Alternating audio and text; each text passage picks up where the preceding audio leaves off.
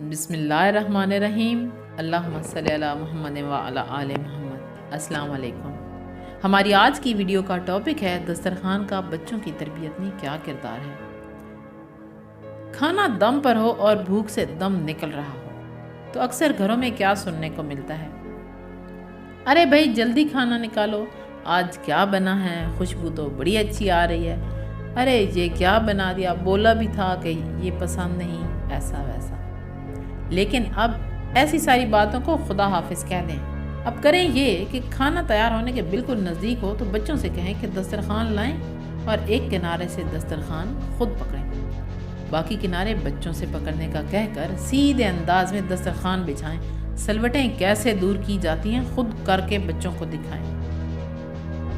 बच्चों को अपने साथ लें, किचन में ले जाएं और उन्हें दिखाएं कि बर्तन किस तरह पकड़ना है, किस तरतीब से लाकर रखना है, डाइनिंग टेबल हो या फर्शी दस्तरखान, कैसे बैठना है उन्हें उसी तरह बैठकर दिखाएं।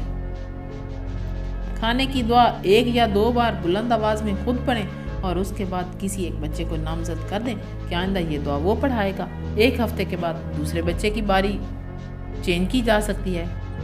इसी तरह खाना सामने आ जाए तो बच्चों को इशार और साथ ही आदाब मेज़बानी भी सिखाने के लिए झट से खाना अपनी प्लेट में निकालने की बजाय अपने हाथ से बच्चे की प्लेट में डालें, आखिर में अपनी प्लेट में निकालें। बच्चे को इशार सिखाना चाहते हैं तो बोटी या कोई पसंदीदा चीज़ अपनी प्लेट में से निकालकर बच्चे की प्लेट में रख दें।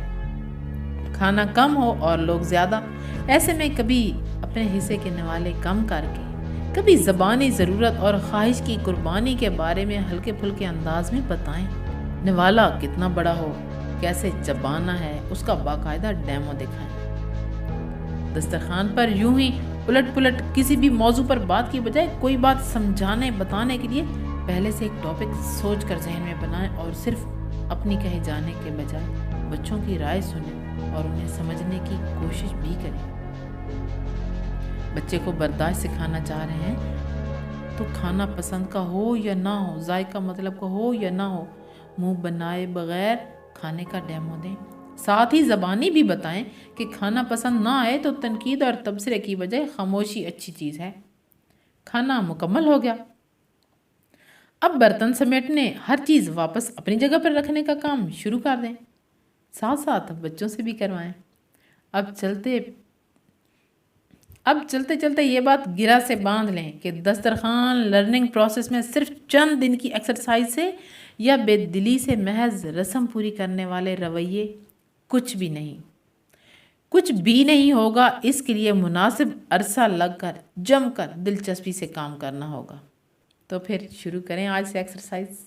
वीडियो पसंद आए तो लाइक और चैनल को सब्सक्राइब करना मत भूलिएगा। बहुत शुक्रिया, जज़ाकल्लाह खैर।